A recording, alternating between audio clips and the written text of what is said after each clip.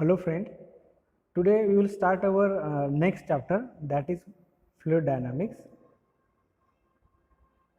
Okay, so what is fluid dynamics? Before going for fluid dynamics, I will recall some basic, that is mechanics. और अगर हम fluid mechanics पढ़ रहे हैं तो fluid mechanics. So what is fluid mechanics? Fluid mechanics is nothing but study of forces on fluid when fluid is steady और in motion. Okay, तो fluid अगर स्टेडी है या मोशन में है तो उसकी जो फोर्सेस हम स्टडी कर रहे हैं उसे मैकेनिक्स कहेंगे, फ्लूइड मैकेनिक्स. तो fluid mechanics can be divided into three part, that is fluid static, fluid dynamic and fluid kinematics. तो ये क्या है? Fluid static means study of forces on fluid when fluid is steady और fluid is static. Then that अगर rest, fluid is at rest तो उसे हम कहेंगे फ्लूइड स्टैटिक. अगर फ्लूइड रेस्ट में है, एक जगह पर है, उसके ऊपर के फोर्सेस हम स्टडी कर रहे हैं तो वो हो गया fluid static. Okay, now dynamics और काइनेमेटिक्स क्या है? If fluid is in motion and if we study forces on that fluid, then they may be dynamics or kinematic. So what is difference between dynamic और kinematic? अगर fluid motion में है तो उस fluid की motion जिस regions के साथ है वो अगर हम वो रीजन अगर हम कंसिडर करेंगे तो हम उसे कहेंगे फ्लूइड डायनामिक्स. तो फ्लूइड डायनामिक्स को हम इस तरह से डिफाइन कर सकते हैं: study of forces on fluid when fluid is in motion with considering the region of motion of fluid. It is called fluid mechanics, sorry fluid dynamics. मतलब अगर फ्लूइड मोशन में है तो किस वजह से वो मोशन में है वो वजह कंसिडर करके उसके फोर्सेस की जो स्टडी है उसे कहेंगे फ्लूइड डायनामिक्स. और फ्लूइड काइनेमेटिक्स क्या है? Study of forces on fluid when fluid is in motion without considering the reason for the flow. मतलब उसका फ्लो होने का रीज़न कंसिडर ना करते हुए सिर्फ वो फ्लो हो रहा है और उसके ऊपर फोर्सेस है वो कंसिडर कर रहे हैं, तो उस ब्रांच को हम कहेंगे fluid kinematics. Okay, so I think dynamic और काइनेमेटिक क्या आपको समझ में आ गया. फ्लूइड क्यों फ्लो हो रहा है ये कंसिडर करके उसके ऊपर के फोर्सेस की स्टडी मतलब डायनामिक्स. फ्लूइड क्यों फ्लो हो रहा है ये कंसिडर ना करते हुए उसके ऊपर के फोर्सेस उसकी स्टडी मतलब फ्लूइड काइनेमेटिक. ओके, तो आपको सेकंड लॉ मालूम है न्यूटन्स का, F equals to ma. Force exerted on body is equals to mass into acceleration. अगर ये फोर्स और एक्सेलरेशन के बारे में बताओ. If you consider force in x direction then we must consider acceleration of this body in x direction. Okay, what is second law of Newton? कि जो भी फोर्स है force equals to mass into acceleration. अगर वो force x direction में ले रहे हैं तो मास का जो एक्सेलरेशन ये भी हम एक्स डायरेक्शन में लेंगे. अगर हमें वाई डायरेक्शन में चाहिए वो फोर्स तो ये एक्सेलरेशन भी हमें वाई डायरेक्शन में लेना चाहिए. लेकिन अब ये फोर्स क्या है? अगर हम फ्लूइड के बारे में बात करें तो फ्लूइड के ऊपर कितने टाइप के फोर्स रहते हैं? फ्लूइड के ऊपर ग्रेविटी का फोर्स रहता है, बराबर. फ्लूइड प्रेशर की वजह से फ्लो होता है, मतलब वो जो रीज़न है फ्लो होने का वो प्रेशर है, वो भी हम कंसिडर कर रहे हैं क्योंकि हम डायनामिक्स पढ़ रहे हैं. तो प्रेशर की वजह से जो फोर्स है वो हम कंसिडर करेंगे. अगर फ्लूइड टर्बुलेंट है तो टर्बुलेंसी की वजह से जो फोर्स है वो भी आएगा. अगर फ्लूइड विस्कोसिटी है तो विस्कोसिटी की वजह से जो फोर्स है वो आएगा. अगर कंप्रेसिबल है तो कंप्रेसिबिलिटी की वजह से जो फोर्स है वो आएगा. मतलब summation of all this type of force is nothing but F. तो ये F क्या हुआ? ग्रेविटी की वजह से जो फोर्स है वो, प्लस प्रेशर की वजह से जो फोर्स है वो, प्लस टर्बुलेंस की वजह से जो फोर्स है वो, प्लस विस्कोसिटी की वजह से जो फोर्स है वो, प्लस कंप्रेसिबिलिटी की वजह से फोर्स है वो. ये सब फोर्स मिलाएंगे तो हमारा ये जो यहाँ पे वो फोर्स रहते वो रहेगा. इन शॉर्ट जो भी फोर्स हम यहाँ पर ले रहे हैं यहाँ पर वो क्या रहता है? ये अलग अलग टाइप के फोर्स का रिजल्ट है. क्लियर? नाउ अब इस लेक्चर में यूलर्स इक्वेशन डिराइव करने जा रहे हैं. तो यूलर्स इक्वेशन के लिए हमने कुछ अजम्पशन बनाए, जैसे कि यूलर्स का जो भी फ्लूइड हम स्टडी कर रहे हैं वो स्टेडी है, स्टेडी मतलब all the parameters of that fluid is constant with respect to time, मतलब टाइम के साथ उसके पैरामीटर चेंज नहीं होंगे। दूसरी बात, वो आइडियल फ्लूइड है, मतलब उसमें विस्कोसिटी 0 है, तो ये फोर्स ड्यू टू विस्कोसिटी यहाँ पर नहीं रहेगा।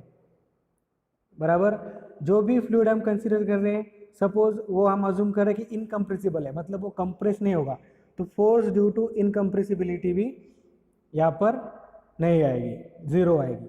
और अगर हम ये अज्यूम कर रहे कि ये फ्लो ई रोटेशनल है, मतलब इसमें टर्बुलेंस नहीं है, तो फोर्स ड्यू टू टर्बुलेंस भी यहाँ पर नहीं रहेगा। तो यहाँ पर फ्लूइड डायनामिक्स में जो भी फोर्स हम कंसीडर करने वाले हैं वो क्या है, force due to gravity and force due to pressure. Gravity मतलब उस फ्लूइड मतलब इन शॉर्ट उसका वेट, उस फ्लूइड का वेट, मतलब यहाँ पर हम जो यफ कंसीडर करेंगे वो रहेगा ग्रेविटी की वजह से जो फोर्स रहेगा वो, और प्रेशर की वजह से जो फोर्स रहेगा। ये तीनों चीज़ें नेग्लेक्ट करने के बाद ये जो इक्वेशन बना है इसे कहते हैं यूलर्स इक्वेशन। बराबर, मतलब यूलर्स इक्वेशन में हम सिर्फ ग्रेविटी का फोर्स और प्रेशर का फोर्स कंसीडर करेंगे, और बाकी टर्बुलेंस का फोर्स, कंप्रेसिबिलिटी का फोर्स या विस्कोसिटी का फोर्स हम नेग्लेक्ट करेंगे। क्लियर? तो इन शॉर्ट आप बात एक माइंड में रखो, फोर्स इक्वल्स टू यम है, जितना भी फोर्स रहेगा वो किसके इक्विवेलेंट रहेगा, मास इनटू एक्सेलरेशन। ओके, तो अब आगे हम देखेंगे, हमने एक छोटा सा यहाँ पर एक एलिमेंट कंसीडर किया सिलेंड्रिकल शेप में, और वो भी एक एस डायरेक्शन में, एक्स वाई जेड में। तो सपोज उसका जो ये एरिया है वो डी है, और उसकी जो लेंथ है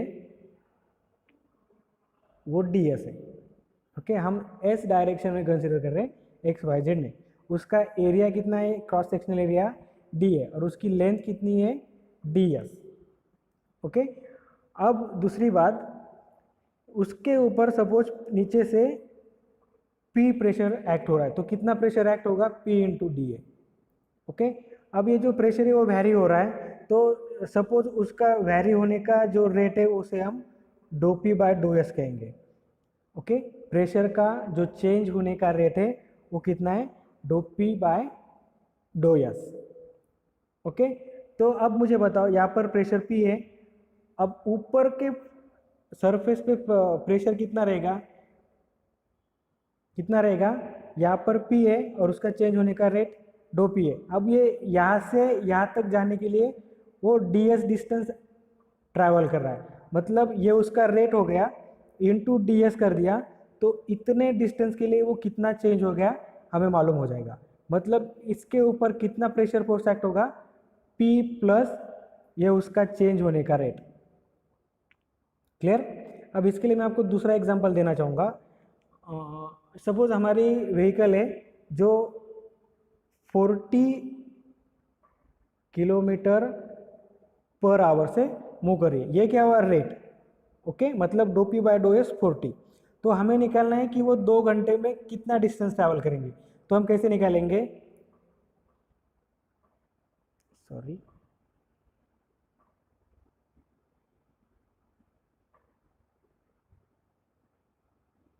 वो हम कैसे निकालेंगे, ये 40 रेट हो गया,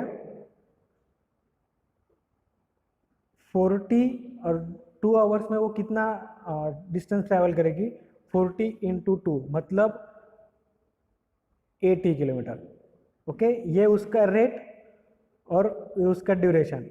इसी तरह से dough P by dough S क्या है, प्रेशर चेंज होने का रेट, और हमें उस कितने डिस्टेंस के लिए चाहिए, डी एस के लिए।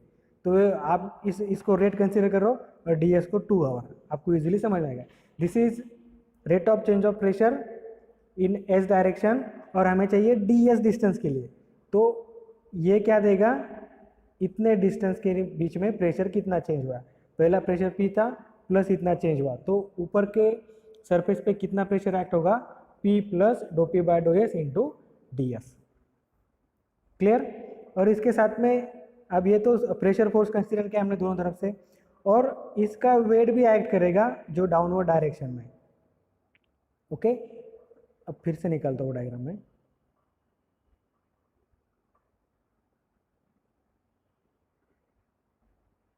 सपोज ये एंगल थीटा है, ये वेट है, अभी हम एस डायरेक्शन में कंसिडर कर रहे हैं, तो ये जो भी वेट रहेगा वो भी हमें अलोंग दिस लाइन, इसके दो कंपोनेंट हो गए, along the line, along the plane और परपेंडिकुलर टू प्लेन, तो हमें ये चाहिए, इसका एंगल थीटा है, तो ये along the direction D S कितना आएगा, W इंटू कॉस थीटा, यहाँ पर है देखो, क्लियर।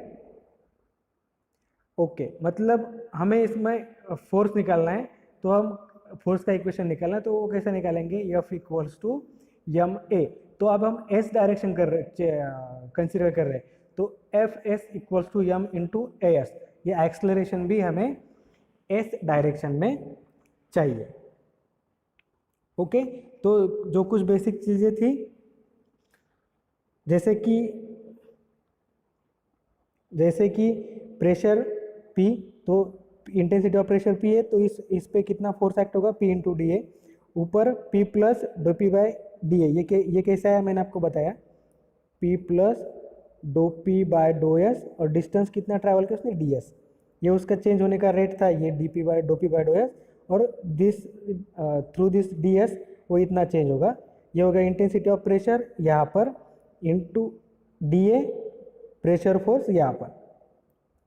ओके तो अब देखो हम एक एस डायरेक्शन कंसीडर कर रहे हैं, इधर से प्रेशर एक्ट हो रहा है पी डी ए, इधर से प्रेशर एक्ट हो रहा है P plus dough P by dough S into D S into D A, और ये जो वेट एक्ट हो रहा था इसका जो यूनिट कंपोनेंट था अलॉन्ग दिस लाइन वो है डब्ल्यू कॉस थीटा, बराबर। ये जो दोनों है, ये वाले और ये वाले, ये इस डायरेक्शन में जा रहे हैं, और ये P प्लस डी इस डायरेक्शन में जा रहा है, तो हम ऊपर जाने वाले डायरेक्शन प्लस पकड़ेंगे, नीचे वाले आने माइनस पकड़ेंगे। तो पहले हम देखेंगे उसका वेट कितना रहे, तो सिंपल है वेट का, weight equals to m into G, m को हम लिख सकते हैं rho into volume into G, volume क्या आएगा, ये सिलेंडर है, इसका cross section area D A into D S, तो rho D A into D S into G, ये हो गया डब्ल्यू, लेकिन डब्ल्यू कॉस थीटा जाए क्योंकि हम अलॉन्ग दिस लाइन पकड़ने वाले, तो force due to weight along this line rho G D A D S cos theta, बराबर। अब देखो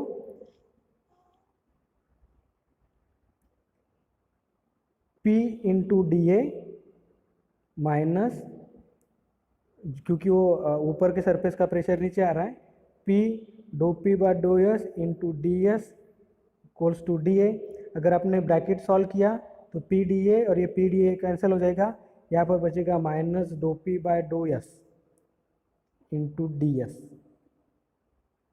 ओके या इन शॉर्ट आप ऐसे लिख सकते हो,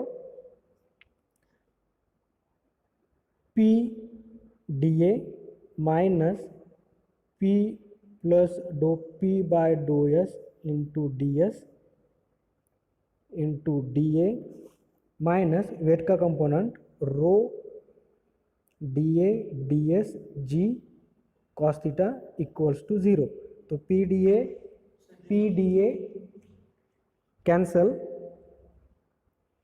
तो यहाँ पर क्या बचेगा, minus dough P by dough S into D S equals to minus rho G D A D S. Okay minus minus cancel, D S cancel, तो वो इस लाइन में आ गया, यहाँ पर जो दोनों की साइड में रखा है, तो ओके। अब देखो ये जो आया है, ये जो फोर्स आया है total, this must be equals to force equals to mass into acceleration, clear. जो मैंने अभी लिखा था वो ये है, ये अभी हमारा फोर्स आया, और मास इनटू एक्सेलरेशन, मास को हमने देखा rho into volume, rho D A D S और ए एस, क्योंकि ये एस डायरेक्शन में है ये। ओके अब ए एस मतलब क्या है, rate of change of velocity with respect to time, इसको अगर ठीक है, A S equals to D V by D T, okay. अगर और दूसरी बात dv टोटल डेरिवेटिव लिया तो हमने क्या आएगा, यहाँ पर velocity is function of space and time, तो क्या आएगा dv बाय ds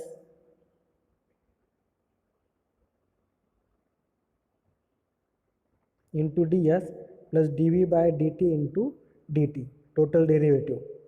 ओके, अगर टाइम इधर लेते हैं तो dv by dt equals to dv by ds by dt, ये टाइम इधर गया तो, और dv बाय डो v बाय डो टी।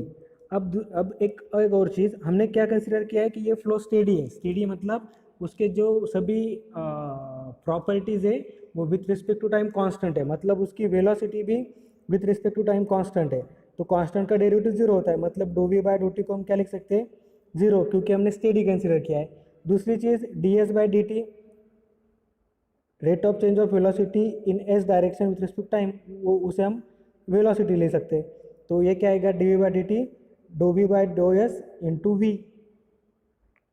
मतलब ए एस की वैल्यू क्या आ गई, यहाँ पर देखो ये हो गया ए एस, एक्सीलरेशन क्या रहता है, rate of change of velocity with respect to time, तो उसकी वैल्यू क्या है वी इंटू डो V by D S. Okay, अब ये हमें यहाँ पर रखना है, वो पुट करना है। तो जो पहला है rho minus dough P by dough S D S into D A minus rho G D A cos theta, ये ए एस की वैल्यू अभी हमने पुट की, और rho G D A D A D. अब इसको हमने क्या किया, divided by rho D A D S, तो ये डी ए डी एस सभी जगह पे कैंसिल हो जाएगा, और रो से हमने इसको, या रो को हमने इधर लाया तो क्या हो गया, यहाँ पर वन बाय रो, और यहाँ पर रो के साथ रो कैंसिल हो गया यहाँ पर। ओके, और ये इसको मैं फिर से लिखता हूँ ताकि आपको समझ में आएगा।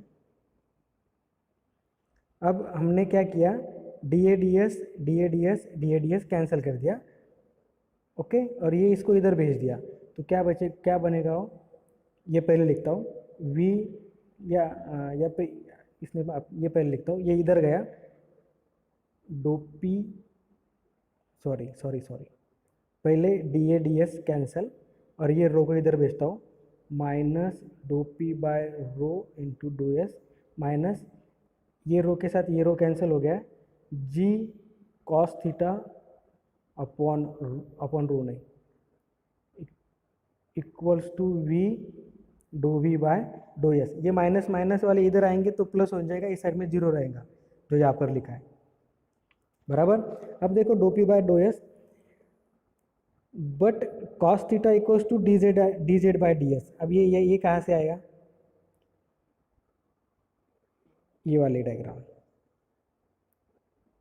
ये थीटा है, ये डी एस है। ओके, तो इसका कॉस लेंगे तो वर्टिकल डायरेक्शन को हम या तो जेड से डिनोट करेंगे या वाई से, जिसको मैं जेड बोलता हूँ, तो ये डी जेड रहेगा। तो क्या कॉस क्या आएगा, इसका कॉस अगर लिया तो D Z upon hypotenuse D S cos theta, बराबर। ये जो वर्टिकल डायरेक्शन है वाई एक्सिस, इसको हम या तो जेड से जेड बोलेंगे या वाई बोलेंगे, तो मैं यहाँ पर जेड बोलता हूँ क्योंकि बुक में जेड ही नोटेशन यूज़ किया है। तो कॉस थीटा को D Z by D S लिख सकते हैं। तो कॉस थीटा की जो वैल्यू है यहाँ पर हमने पुट कर दी, तो ये क्या है, वन बाय रो डो P by dough S plus G D Z by D S. अब ये इसको हम डी पी लिख सकते हैं क्योंकि ये की डायरेक्शन में अभी एस डायरेक्शन में, तो वन बाय रो डो D P by D S plus G D Z by D S plus V D V by D S equals to zero. Okay, ये डी एस निकला, इधर डाल दिया, जीरो हो जाएगा। तो यहाँ पर क्या बचेगा, डो P by rho plus G D Z plus V D V equals to zero.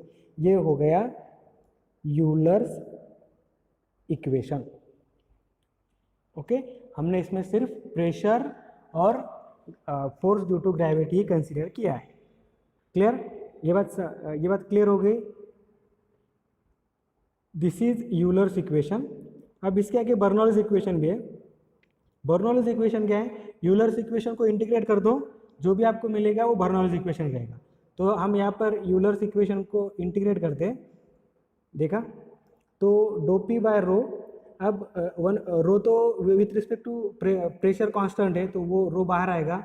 Integration of D P with क्या आएगा, P by rho, plus Z integration of D Z आएगा, प्लस वी इंटू या integration of V with respect to D V square by 2 equals to constant. तो हमें क्या मिला, हम क्या करेंगे, ये जो जी है इसको सबसे कॉमन लेके इधर भेज देंगे। अब ये जीरो कांस्टेंट क्या है, क्योंकि वो प्लस सी आता है ना, वो वाला कांस्टेंट है। तो हम अगर जी को कॉमन ले लेंगे तो पी अपॉन रो जी, यहाँ से जी कॉमन लिया है, वी स्क्वेयर अपॉन यहाँ पर 2g, ये जो जी आया वो कांस्टेंट किधर भेज दिया, वो कांस्टेंट हो जाएगा, बराबर। तो हमें क्या मिला, P upon rho g plus z plus v square upon यहाँ पर 2g है, corrected, v square upon 2g equals to constant. ये हो गया बर्नौलीज इक्वेशन। ओके, अब इसमें P अपॉन रो जी क्या है, pressure energy per unit weight of fluid. Okay, और या इसे प्रेशर हेड भी कहते हैं, इसे प्रेशर हेड भी कहते हैं। Z potential energy per unit weight, और इसे पोटेंशियल हेड भी कहते हैं। और वी स्क्वेयर बाय 2g ये kinetic energy per unit weight, और इसे काइनेटिक हेड भी कहते हैं। This is pressure head, this is potential और डेटम हेड, और this is kinetic head. Clear? तो ये हो गया बर्नौलीज इक्वेशन। अगर आपको एग्जाम में पूछा गया कि डिराइव बर्नौलीज इक्वेशन, तो पहले आपको यूलर्स इक्वेशन प्रूव करना पड़ेगा, और उसे बर्नौलीज इक्वेशन डिराइव करना पड़ेगा। आप डायरेक्टली इतना ही नहीं लिख सकते, आपको पहले यूलर्स इक्वेशन भी प्रूव करना पड़ेगा अगर बर्नौलीज पूछा है तो। और अगर यूलर्स इक्वेशन पूछा है तो आप यूलर्स इक्वेशन तक छोड़ दीजिए। क्लियर? Thank you.